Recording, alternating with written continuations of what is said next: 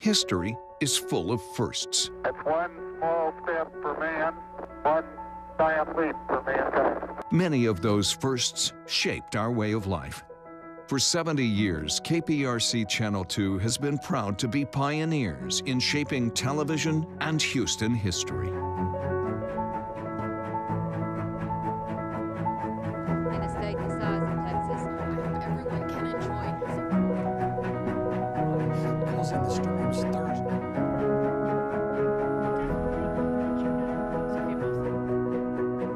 Minutes before 9 o'clock, the crew's here telling them. This is the first time in a long they haven't let it. Send us some of your pictures. Isn't it good to work for a place that has a sense of history? And indeed it is. See, taking the president from Spring to College Station following.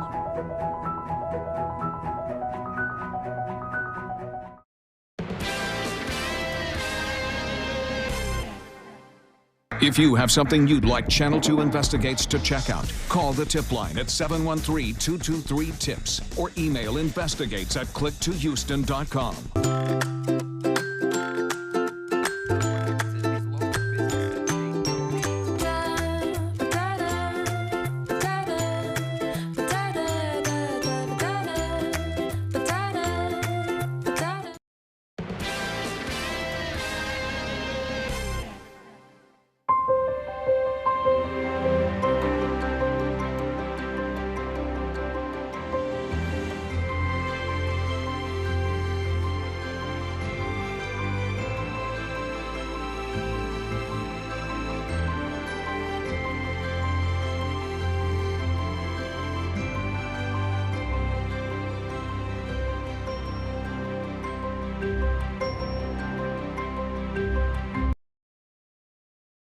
Channel 2 News begins right now with breaking news.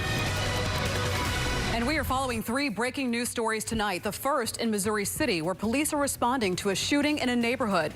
This is all happening on Mesa Verde and Mockingbird Lane. What we know at this hour, the medical examiner is on the scene. We also have a crew there. As we learn more, we will keep you updated on air and online. And we're also following breaking news out of New Orleans. Tragedy in the middle of a Mardi Gras parade. A man is dead after being hit by a float during the Endymion parade tonight. That float, along with others behind it, were stopped. The remainder of the parade canceled, and the remaining floats and groups were disbanded. This, unfortunately, not the first float-related death this year. Earlier this week, a woman was rolled over and killed while reaching for beads. Also breaking tonight, a Houston police officer rushed to the hospital after being involved in a major crash in southeast Houston. The front of that patrol car, as you can see, smashed in. It happened on Telephone Road near Winfrey. That officer taken to Memorial Hermann Hospital in the medical center. Our Sally Mamdou live there with the very latest on the officer's condition. And Sion, the good news here is that the officer and the 2 citizens, the driver and the passenger of the other car, all are expected to be okay and are in stable condition. So that's good news here. But here's what police say. The crash happened when the officer received a report of a disturbance involving a man with a knife near Chick-fil-A. The officer activated his emergency lights and started heading northbound at the 5100 block of Telephone Road. Now, during that time, a citizen traveling the opposite direction was making a left turn, causing the officer to crash into that car. Now, police say this incident is a reminder for people to always give the right of way to any emergency responders they see on the road. Any time when it involves like a high-risk call, a high-threat call, our officers always use the emergency equipment license siren. So just I want to ask the public to be mindful of that in the event that see something like a patrol car coming through, is a high-priority call with license siren, just kind of drive and proceed with caution. The officer involved in this crash has been with the department for about a year. We're live in the Texas Medical Center. Sally Mamdou, KPRC, Channel 2 News. Sally, thank you. Turning to our weather now, a perfect Saturday evening in the books, and we're hearing things are looking good for tomorrow as well. Channel 2 meteorologist Justin Stapleton in now with a look ahead. Yeah, it's going to be real good for some of the folks here that are going to be up late night tonight. Might need themselves a little hair of the dog or maybe a little bit of extra time in the sunshine tomorrow. Live look down in Galveston, where it's still 57 degrees. They had perfect, nearly perfect weather for the parade as well. Dew points points remain very low. The winds are relatively light for the island anyway. Triangle Energy cameras showing downtown looking good so far. The temperature is a little cooler as you get inland, though. We're anywhere from around 50 to 51. Got a couple of upper 40s out there as well. Cleveland, Conroe, and then out toward Conroe 50, I should say. 49 as you get out towards Columbus, and then low to mid 50. So we'll drop a few degrees, but this is about it. So we're not talking about a major cool down like we saw last couple of mornings. That includes some of this cloud cover that's moving in from the west. This is all part of what is going to be this next system. We're going to keep a watch on this. I'll tell you when that swings through on Monday's forecast, just how much rain it might bring and what comes in behind it. That will really let you know that we are still in wintertime. We'll get into that in bits, Ian. All right, Justin, thank you. We watched it live right here on Channel 2, a party down on the island. The streets of Galveston lit up tonight for the Knights of Momus Grand Night Parade. Thousands of people lining up for the beads, the bands, and of course the beautiful floats. My co-anchor Jonathan Martinez live on the Strand. That party is still going strong tonight. Hey, Jonathan. Yeah, Sian, my friend, what an incredible night out here. And as you mentioned, there are still a lot of people packing the Strand down here. I can tell you that there was lots of beads, plenty of floats, and just as much fun tonight. It was a packed Strand with tens of thousands here for fun as the Knights of Momus Grand Night Parade rolled through town. It was so much fun. We've been doing this for, what, 5, 6 years? I was 6. I'm now 14. Out of everyday life that you're working, hustling every single day, it's good to come out and relax. With what seemed like an unlimited amount of beads being tossed, the crowds gathered to catch them all night were all smiles. I love Mardi Gras. It's super fun. Like, what's not to look forward to? I grew up doing this. It's like the best. Like, get your families to come down because you'll enjoy it. No matter if revelers were from the area or from out of town, the annual tradition of Mardi Gras Galveston style certainly not disappointing. There's a lot of hype that goes into it every year, and we're always excited to be out here, so it's always a lot of fun.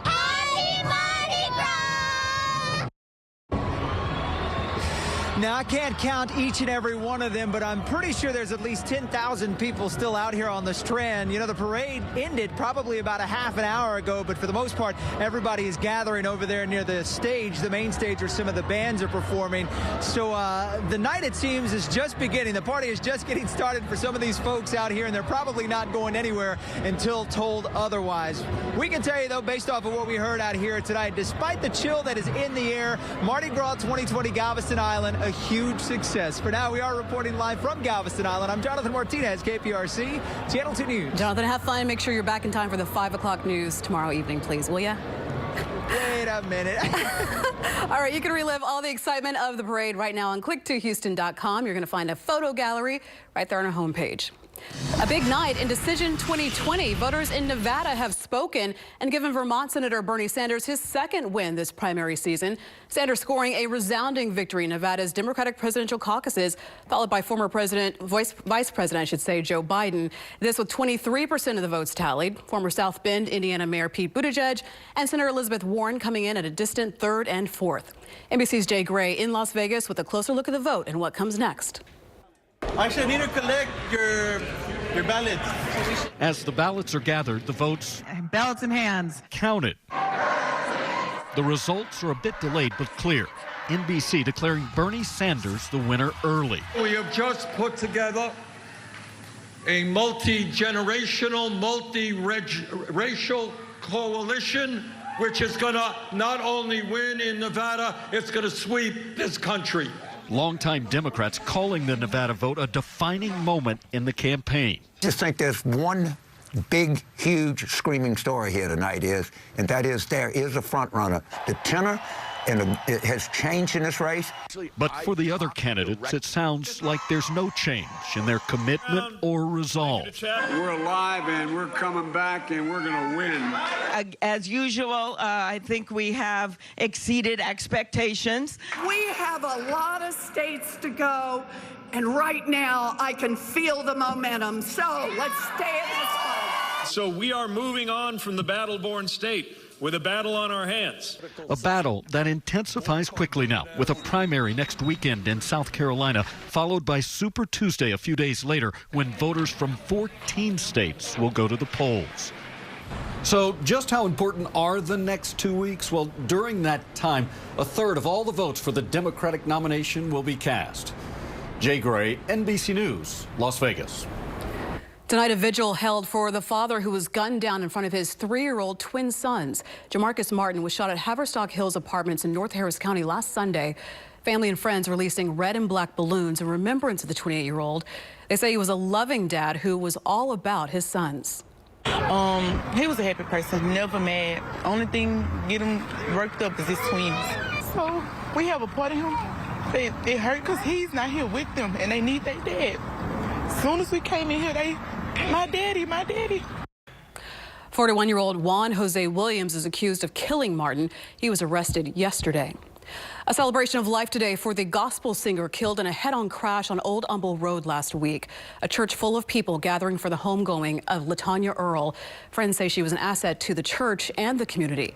The 49-year-old died when a driver crossed into her lane after hitting wet cement dumped by a truck.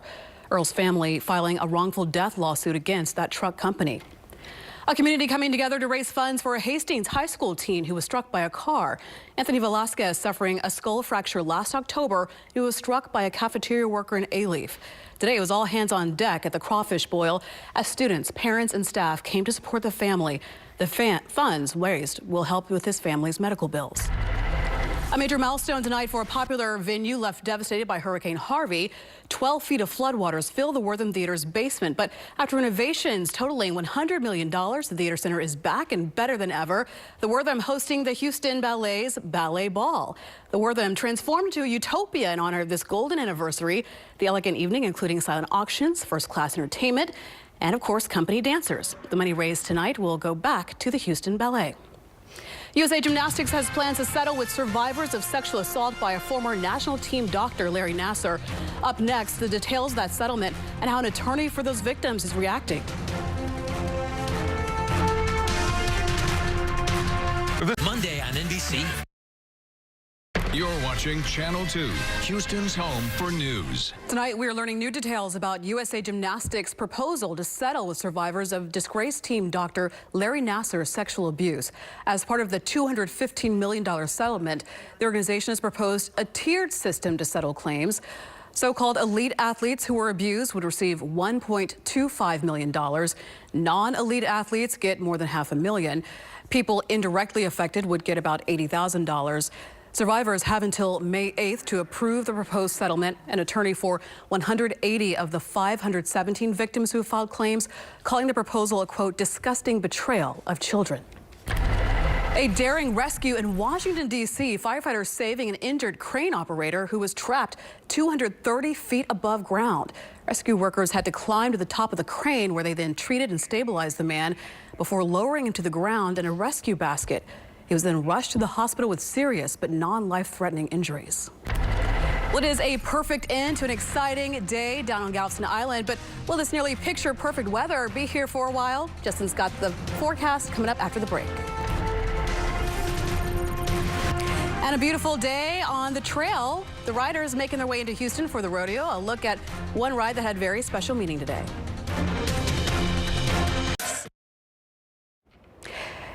It is nearly time for Rodeo Houston. We're just a few days away from opening day, but before the big kickoff, another rodeo tradition is already underway.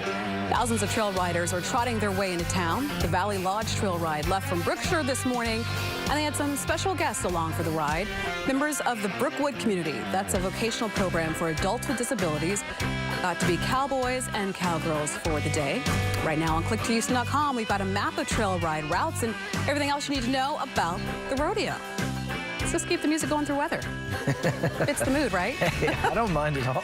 No, we like it. It's almost time. It's almost here. It is almost time. You know, it was interesting. Our floor director, Gene, had said it looks like they're going to have decent weather for the trail ride, which hasn't always been the case. It's been 33 and sideways sleet sometimes. So we'll get to that forecast. But first, though, we saw some nice sunsets out there this evening. This was from Conroe up at Grandma. A beautiful one on Lake Conroe there. And I love this one. This was over across the museum district from Ted Bergeron. That is a nice looking shot. You can see the high cirrus cloud cover in Indiana. indication that we do have some clouds on the way, but they will take their time. Of course, our good friend Psycho Granny down on the island showing us a real nice one there, especially since you can't make it to Mardi Gras, but you got plenty of colors right there as well. Well, guess what? Mardi Gras has been rocking. They are still down there, as you saw Jonathan Martinez just a few minutes ago. And for us here, we got into the mid-60s today, so it was actually a very nice day. Got up into the upper 60s down towards Hobby, and I think we'll sit there over the next, let's say day or two. Right now, it's 57. Southeast winds at around 9 miles an hour, so A-OK in Galveston. Just be careful if you're headed out there. And of course, tomorrow we'll wrap things up with the second weekend. Temperatures haven't really changed much. One of the big reasons why, you get that southeast wind starting to kick in, and so that is why the island is sitting in the upper 50s. We've got upper 40s as you get to Liberty County, sprinkled out towards the southwest side as well at Columbus. Everybody else is likely sitting in the low 50s. You should park it there. We'll actually see the temperatures rise as we go into the early morning hours of Sunday. Here's one of the reasons why. Dew points are on the rise as well. So if you pump in that, even if in the wintertime here, I mentioned this earlier this evening, even if it is February, still the water around the Gulf of Mexico remains fairly warm. And so it doesn't take much to really kind of change our air mass once you get those winds out of the southeast. Now, this is the storm I was highlighting earlier. Big little swirl. It's not too organized just yet, but still bringing some decent snow across the southern Rockies. And that is what is going to drag a front through here on Monday. So we'll go in tight, and then we'll take a bird's eye view so you kind of get a better idea of how the weather is going to change. So for tomorrow morning, as I mentioned, clouds are in. We'll be back up into the low to mid 50s, and then we'll be back to the upper 60s. Could see maybe a quick stray shower sliding in from the coast, but I think it's less than 10%. It's really Monday when you start to see that front move through. We'll see some showers break out ahead of that early morning by about 7, 8 o'clock. There's the front. It's not real strong because there's not much of a cold air push behind this, and there's no big low digging in it either way. So that says that we're not going to see any kind of severe weather with this. It's just be a fast line of showers moving through. Notice that by Monday afternoon, the front's gone, but there's not much of a cool down, right? Temperatures stay in the upper 60s to low 70s. That comes with the second front that will be through here on Tuesday. That one slides in, and as it does, taps into some of this colder air. This nice Canadian high drops in, and that's when we'll really feel the effects.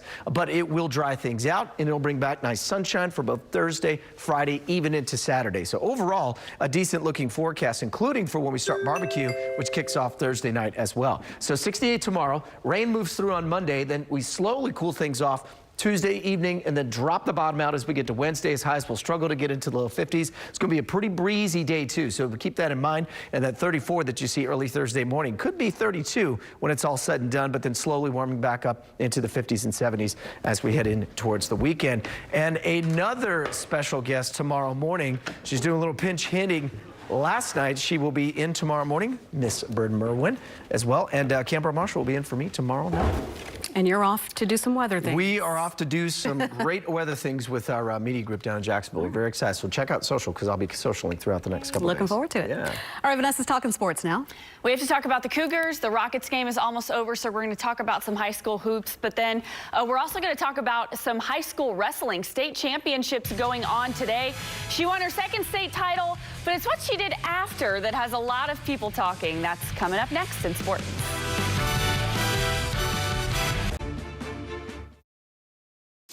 Welcome into the Xfinity Sports Desk. Well, the Rockets are all in on small ball and visited Utah tonight to take on the Jazz. Of course, we remember 2 weeks ago when the Jazz won on that last-second shot. The West is so close right now that the Rockets really need this win. Houston got behind 59-56, but Russ Westbrook here is going to help them come back. And then the third quarter was unreal for Houston. Check this out. Harden to Westbrook. It's a beautiful thing. Let's check out that slow-mo. Perfect lob pass. 38 points for the Rockets in the third quarter alone. They go on to win 120-110. And as we know, the Houston Roughnecks are quickly becoming known as the most dynamic XFL team, and today's game in Tampa solidified that even more. Roughnecks 2-0 heading into today's matchup, which was held at Raymond James Stadium. First quarter, a pass to who else but Cam Phillips. The wide receiver continues to absolutely dominate this league. That touchdown put the Roughnecks on the board for 6, but it's the XFL. Why not go for 3? P.J. Walker gets it to Sam Mobley. That gives the XFL 9 lead. And the Vipers made a comeback, but P.J. Walker took care of business. Walker with the rushing touchdown to put the Roughnecks back on top. Cam Phillips was the story once again. 8 receptions, 194 yards, 3 touchdowns. What a game for the Roughnecks. They win 34-27, move to 3-0 on the season.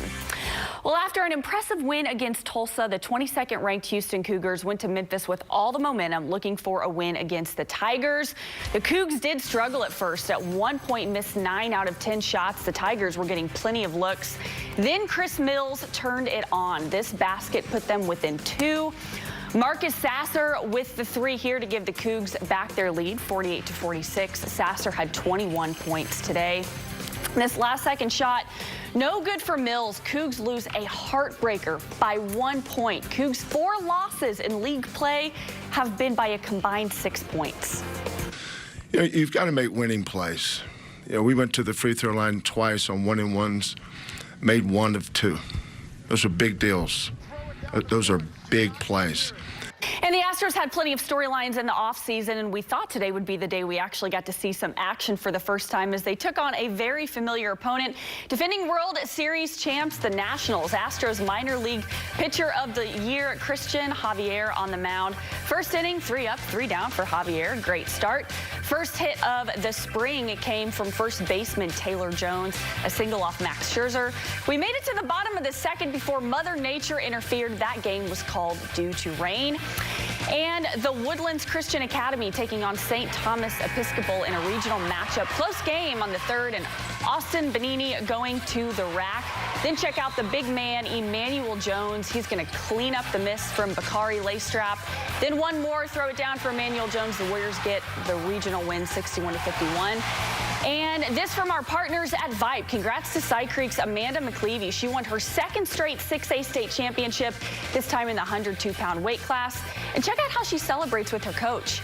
She's going to go over and she is going to flip him over. This is my kind of girl. Look, she thinks it's just for a victory hug. Nope. Congratulations to Amanda on her 2nd state title and showing her coach who's truly boss. She's like, I just won and now I'm going to win again. See that? She got some speed, too. That's a nice takedown. She should be the coach. Yes, agreed. Thank you so much. That's 2 points right there. 2 points red. Well done. Thanks so much for joining us. Have a great night.